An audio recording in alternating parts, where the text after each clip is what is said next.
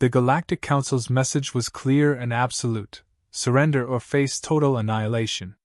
The ultimatum spread across Earth like wildfire, delivered through towering holograms projected into the skies of every major city. Their representative, a cold and calculating reptilian figure named Kravdar, outlined the Council's demands. "You are primitive," his voice thundered. "Your planet's resources will serve the galaxy better under our control. You have 48 hours to comply, or we will reduce your civilization to ash." The Council didn't just rely on words. Alongside their declaration, they broadcast the obliteration of a distant rebellious planet. A single Council dreadnought hovered above the target world, releasing an energy beam so devastating it turned the planet's surface into molten glass. The image lingered in the sky, a silent warning. On Earth, leaders of the United Defense Alliance, UDA, gathered in a secure underground chamber. The air was thick with tension as holographic monitors replayed the Council's broadcast. Most expected panic or despair. Instead, General Lee, the UDA's spokesperson, leaned back in his chair, letting out a chuckle. "Is that all?" he said, his tone light, almost mocking. Around the table, skeptical faces softened into knowing smirks. It was an audacious response, but it captured humanity's spirit perfectly. A short but direct reply was crafted and sent to the Council. It contained only 3 words. "Is that all?" When Kravdar received the message, his composure cracked. For centuries, the Council had ruled with absolute authority, quelling rebellions with fear alone. Yet here was this species, barely a blip on the galactic radar, responding not with surrender, but defiance. Back on Earth, preparations were already underway. Humanity had seen this coming. Decades earlier, the first alien incursions had sparked a worldwide effort to prepare for the possibility of war. Alien ships captured during those encounters had been reverse-engineered, their technology studied in secret. The UDA had spent years building defenses, crafting weapons, and training soldiers. What the Council perceived as a primitive species was, in reality, a sleeping giant. But this wasn't just about technology. Humanity's greatest weapon was its resilience. Earth's history was marked by wars, natural disasters, and near-extinction events. Each time, humans had adapted, rebuilt, and grown stronger. Facing an external threat was almost a relief, a chance to unify against a common enemy. As the 48-hour deadline loomed, Earth's civilian population went about their lives with an eerie calm. News anchors joked about the alien threat. Social media was flooded with memes mocking the Council's arrogance. Behind the scenes, though, the UDA was mobilizing. Underground bunkers were activated, orbital defense platforms brought online, and fleets of human ships prepared for battle.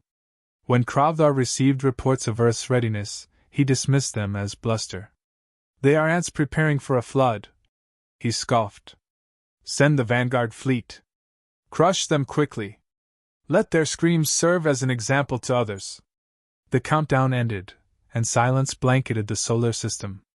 Then, without warning, the Council's Vanguard fleet, a formation of 50 sleek and menacing warships, appeared just beyond Pluto's orbit. Kravdar expected fear. Instead, all he received was static. Earth's leaders watched the fleet's arrival from command centers buried deep beneath the planet's surface. "They're here," one officer reported. General Lee nodded, his expression calm. "Good. Let's show them what they're dealing with." The silence of deep space was broken by the arrival of the Galactic Council's Vanguard fleet. 50 massive warships, bristling with advanced weaponry, glided into the outer reaches of the solar system. To the Council, this was routine, a mere display of power to crush a lesser species before a proper war even began. Their arrival was unannounced, their intentions clear: Earth would kneel, or it would burn. The Vanguard's commander issued a broadcast, his tone dripping with condescension. "Earth, your defiance ends now. Prepare to witness the might of the Galactic Council." But the response was unexpected. There wasn't one. The human forces remained silent, invisible, as if Earth had abandoned its bold defiance. The fleet advanced cautiously, scanners probing the void for any sign of resistance. Yet the vastness of the outer solar system offered little in return. The commanders grew confident. "Perhaps they've realized their place," one remarked. But as they crossed into the asteroid belt, everything changed. Without warning, the first wave struck. Massive asteroids, seemingly drifting harmlessly, erupted into kinetic projectiles. Railguns hidden within the debris launched volleys of high-velocity slugs, tearing into the Vanguard's formation. The fleet scrambled to respond, their shields flaring as they absorbed the unexpected assault. But the attack wasn't over. Human ships emerged from the shadows of the asteroid belt, their movements swift and unpredictable. Unlike the sleek, symmetrical vessels of the Council, Earth's ships were rugged and unorthodox. Repurposed mining rigs bristling with weaponry, stealth frigates with jagged profiles designed to evade detection. The Council's forces hesitated, their rigid protocols unable to adapt to the chaos. The ambush was meticulously coordinated. Ships launched decoy drones to confuse enemy targeting systems, while others fired precision strikes at the Vanguard's critical systems. One by one, the Council's ships faltered, their shields overwhelmed by the relentless assault. The Vanguard fleet, which had arrived with an air of invincibility, found itself struggling to survive. Among the Council commanders, panic began to set in. "How is this possible?" one shouted, his voice cracking. "They're primitives!" But the reality was undeniable. Humanity had been underestimated. The ambush was a display of ingenuity, combining decades of preparation with the ruthless efficiency born of survival. The Vanguard's flagship attempted to rally its forces, unleashing a devastating energy weapon that carved through the asteroid field. But even this show of power was countered. A human ship, armed with an EMP device, launched a daring assault, detonating the pulse at point-blank range. The flagship's systems flickered and died, leaving it vulnerable. Moments later, a barrage of missiles reduced it to a flaming wreck. As the battle raged, the Council's forces realized they were outmatched, not in technology, but in adaptability. Human pilots exploited every weakness, every hesitation. The Vanguard fleet, once a symbol of the Council's dominance, was systematically dismantled. By the time the remnants of the fleet initiated a retreat, it was clear that the battle was more than a tactical defeat, it was a psychological one. The Council had always operated under the assumption of superiority, their doctrine based on fear and overwhelming power. Now they faced an adversary that didn't just resist but fought back with a ferocity and creativity they had never encountered. The surviving ships limped away, their commanders too shaken to even contemplate a counterattack. Back on Earth, the victory was met with restrained celebration. There was no time for complacency. Humanity knew the Vanguard was just the beginning. Within hours of the battle's end, the UDA activated the next phase of its defense plan. Project HFY, a network of weaponized satellites orbiting the Sun, was brought online. Each satellite was capable of harnessing and focusing solar energy into devastating beams. Meanwhile, hidden bases on Mars and Europa began mobilizing additional forces, ready to strike at a moment's notice. On the Council's side, the retreating fleet transmitted reports of the battle to the Central Command. The details were damning. A technologically inferior species had not only resisted but humiliated one of the Council's most elite fleets. Kravdar, upon hearing the news, was livid. "Impossible!" he roared. "They're savages, nothing more!" But the truth could not be ignored. Humanity had proven itself to be far more than the Council anticipated. In the Council chambers, whispers of doubt began to spread. "If they could defeat the Vanguard," one delegate murmured, "what else are they capable of?" As the Council scrambled to regroup, Earth prepared for the next phase of the war. The victory was just the first step, a declaration to the galaxy. Humanity would not bow. And for the first time, the Galactic Council felt the stirrings of fear. The remnants of the Galactic Council's Vanguard fleet returned to their command stations, battered and humiliated. Their reports painted a grim picture. Humanity, far from being a primitive and helpless species, had not only survived but decisively defeated a force that had crushed countless others. This revelation sent shockwaves through the Council. For the first time in centuries, Their dominance was being questioned, not just by humanity but by their own member species. Within the council chambers, heated debates erupted. Some factions argued that the defeat was a fluke, an anomaly that could be corrected with overwhelming force. Others, however, began to doubt the council's infallibility. "If a species like humanity can defy us," one delegate said, "what does that say about the strength of our rule?" These doubts created fractures in the once united alliance, with some species secretly advocating for a diplomatic approach while others pushed for escalation. Meanwhile, Earth's response was anything but passive. Recognizing the opportunity created by the Council's internal turmoil, humanity launched a counteroffensive. Using slipstream drives, an innovation born from decades of reverse engineering alien technology, human ships struck key Council outposts with surgical precision. Supply lines were severed, communication networks disrupted, and strategically critical planets left vulnerable. Humanity's tactics were unconventional and unpredictable. Where the Council relied on overwhelming power and rigid strategies, human forces thrived on adaptability. They used decoys to mislead the enemy, deployed stealth fleets to infiltrate deep into enemy territory, and even turned abandoned moons into forward operating bases. The Council's forces, unaccustomed to such guerrilla-style warfare, found themselves outmaneuvered at every turn. These attacks sowed chaos within the Council's ranks. Outposts that had been considered untouchable fell one after another, leaving the Council scrambling to defend its core territories. The fractures within the alliance widened as member species began to question whether humanity was an enemy they could afford to fight. Some factions even initiated covert negotiations with Earth, offering intelligence and resources in exchange for assurances of safety. Back on Earth, humanity's leaders were acutely aware of the stakes. The victories, though significant, were not without cost. Every battle strained their resources and pushed their people to the limit. Yet, the resolve of humanity only grew stronger.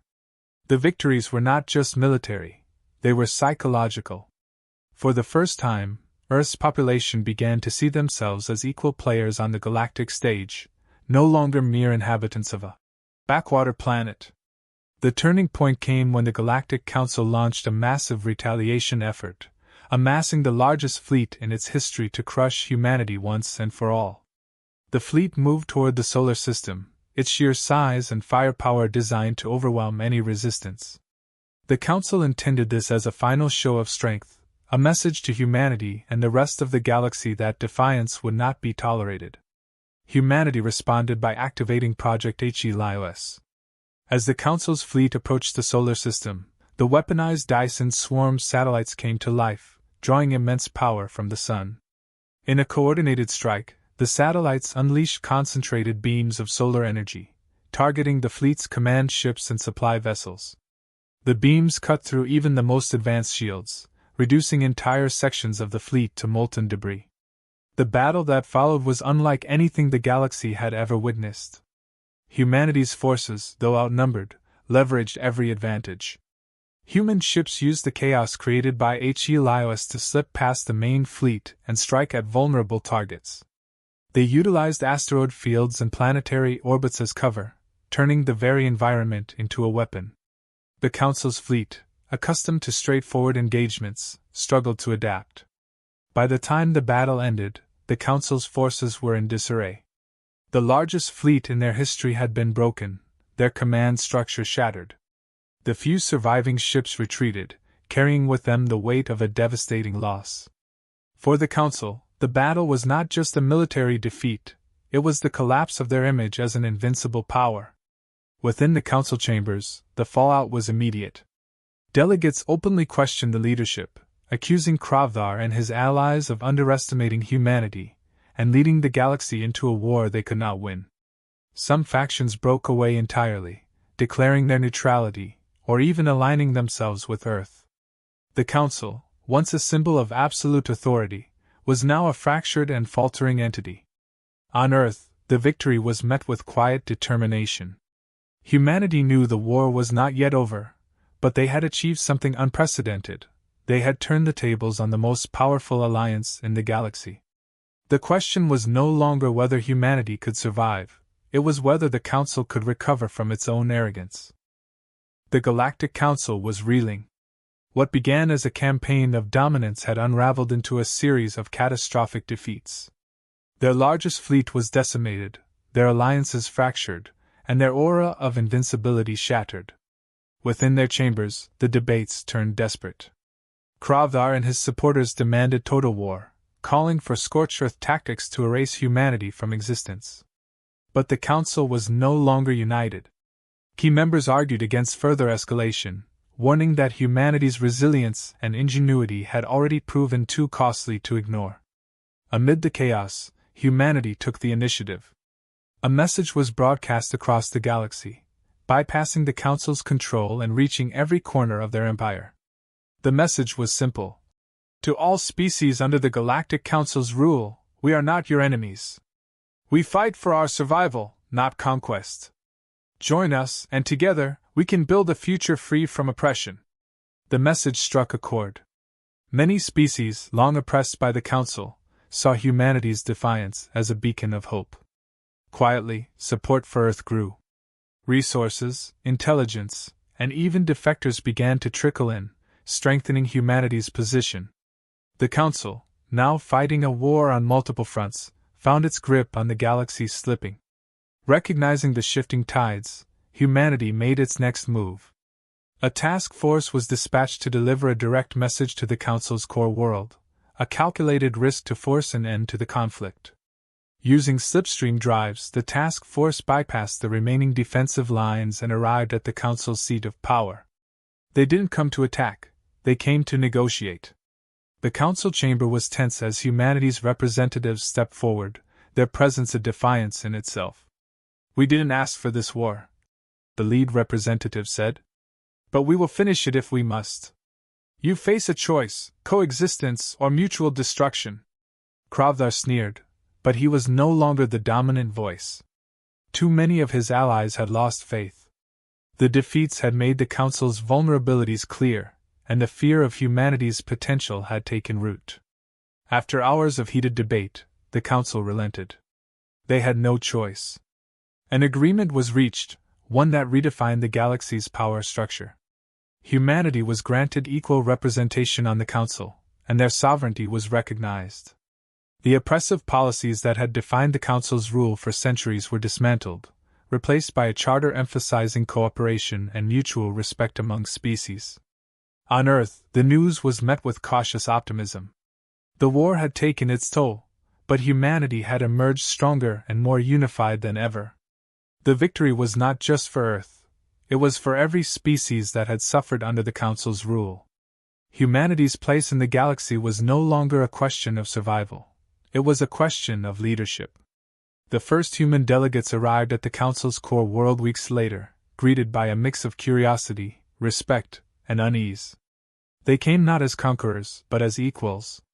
The galaxy had changed, and humanity had proven that even the most unlikely underdog could rise to the challenge. As the delegates took their seats, a quiet determination settled over them. The fight was not just to survive, it was to ensure that the galaxy never returned to its old ways. Humanity had shown the galaxy what resilience, ingenuity, and unity could achieve, and now they were ready to lead by example. The story of Earth's defiance would echo through the stars, a reminder that even in the face of overwhelming odds, courage and conviction could change the course of history.